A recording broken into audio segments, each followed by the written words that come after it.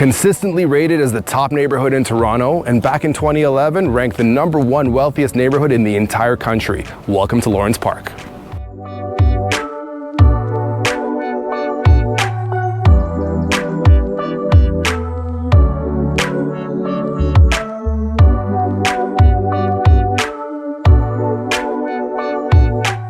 Now today you're in for a real treat. Not only are we going to take you around Lawrence Park and show you some of the best real estate in Toronto, we're also going to cover the pros and cons of living in Lawrence Park. Later in the video we're going to touch on the history of the neighborhood, the schools in this amazing community, of course the parks. Then we're going to talk about what residents get up to when they live in this neighborhood. So by the end of the video you'll have a pretty great idea of what life in Lawrence Park is all about. Stay tuned for an insider look at the real Lawrence Park.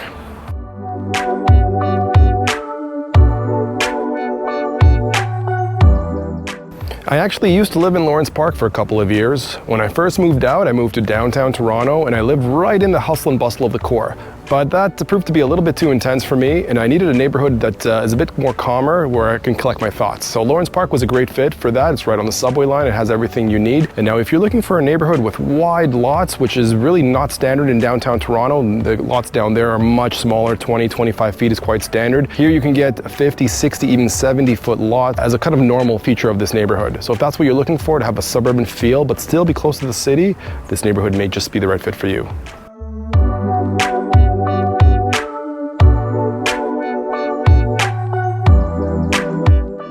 Lawrence Park, Toronto is named after John Lawrence, the man who once held the deed to all this land.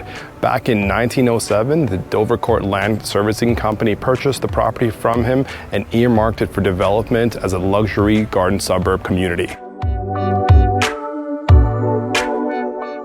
Advertised as 400 feet above Lake Ontario and free from lake winds in the winter, Lawrence Park originally sold its homes from $5,000 to $30,000. Even though the land was purchased in 1907, development did not start until much later. 2 world wars, a depression, and a recession held things back. The majority of the neighborhood was concluded in the 1950s. Interestingly, all of the landscape architecture, the boulevards, the parks were all designed by Howard and Laurie Dunnington Grubb, legendary Toronto business moguls and founders of Sheridan Nurseries. Gently rolling landscapes, quick and reliable access to the best Toronto has to offer, and large manicured lots come at a cost. Lawrence Park, with its quiet tree-lined streets, is one of the most exclusive neighborhoods in the city, with a tight-knit community and luxurious amenities to match. In real estate, you usually get what you pay for. In Lawrence Park, you pay a lot and you get a lot. There's been a trend of new unique homes being built in Lawrence Park. Newly minted residents have commissioned large-scale renovations, and some have opted to demolish and rebuild completely, such as the home we're standing in front of today. This home was designed by Bartolo Architects and features 4 bedrooms, 7 washrooms, and 7,500 square feet of interior living space. It was recently listed for 10 million Canadian dollars.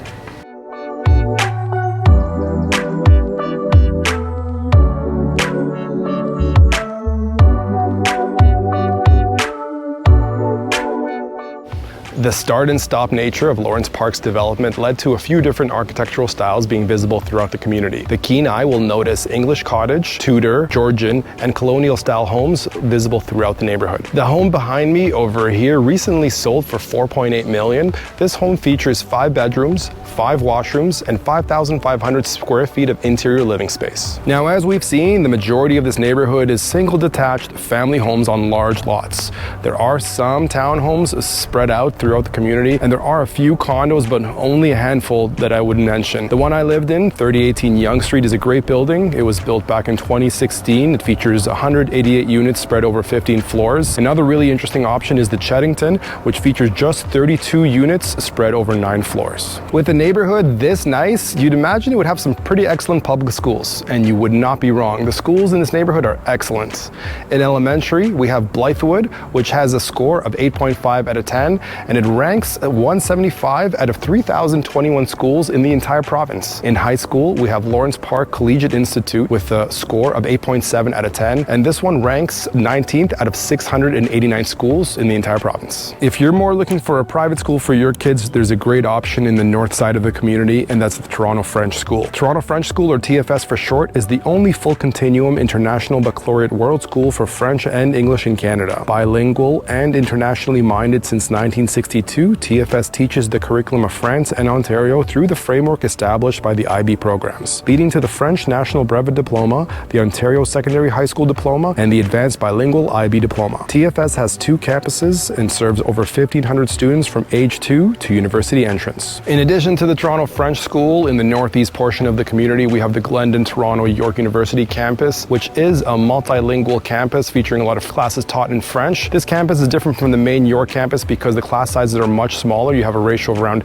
10 students to 1 professor, plus it's set in a beautiful ravine, so it's a very unique experience for your kids' learning needs. Lawrence Park is very much a car-centric neighborhood, with most residents having a car to get around, which is great because you're just 10 minutes away from the 401 series highway, which connects you to the rest of the province. You can go east to Ottawa or west to London very easily along the 401, but you don't necessarily need a car to get around here in Lawrence Park because we are connected to the main subway line right here at Yonge and Lawrence. This will go all the way downtown to Union Station or even further north. So whatever way you like it, lots of transportation options for you here at Lawrence Park. Let's talk about parks for a little bit because Lawrence Park has a lot of options in that department. Now, there is a park actually named Lawrence Park, but it's not the most popular destination in the community. That would have to be Alexander Muir Memorial Gardens, where we are here today. This park is a big destination for wedding photography, tennis, and lawn bowling. In addition to that, this park was named after the man who wrote the Maple Leaf Forever song, and it has a really nice manicured terrace with multiple levels of flowers and greenery. Beyond this park, we have the Blythewood Ravine, the Sherwood Park, and the Sunnybrook Park and Ravine system. These are all trails that connect to downtown Toronto. You could be on a bike here or walking for hours and hours and explore all the different greenery this place has to offer. If you're into golf, there's some great options for you right here in the community. Just north of us, we have the Don Valley Golf Course, and if you're looking for something a bit more private and exclusive, we have the Rosedale Valley Golf Course just south of us. Many residents belong to the Granite Club, a ritzy private social and athletic club with a massage facility, salon, barber shop, and full-scale aquatics complex.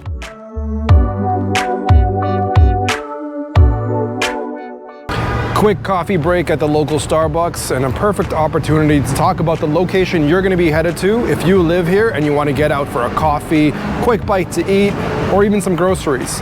And that's all the shops along Yonge Street right here at Yonge and Lawrence. The residential streets of Lawrence Park may be peaceful and idyllic, but there are plenty of lively amenities in the nearby business district on Yonge Street. The shopping district includes fashion stores, nail salons, barber shops, hair salons, local grocery stores, butchers, bakeries, gourmet dining, casual restaurants, and coffee shops. When you're hungry, Shushin is a must visit. This traditional sushi bar, just a 5-minute drive from the heart of the neighborhood, serves up wild-caught fish, handcrafted wasabi, and a variety of authentically prepared Japanese dishes. Nearby, Maze is the go-to for casual yet tasty Latin American fare, while the quaint Bobette and Belle will satisfy your cravings for cakes, pastries, and French macaroons. All right, we had an in-depth look at Lawrence Park. We took a look at its history, its schools, its shops, some of the parks as well. I think you have a pretty good understanding of what the lifestyle here is in Lawrence Park.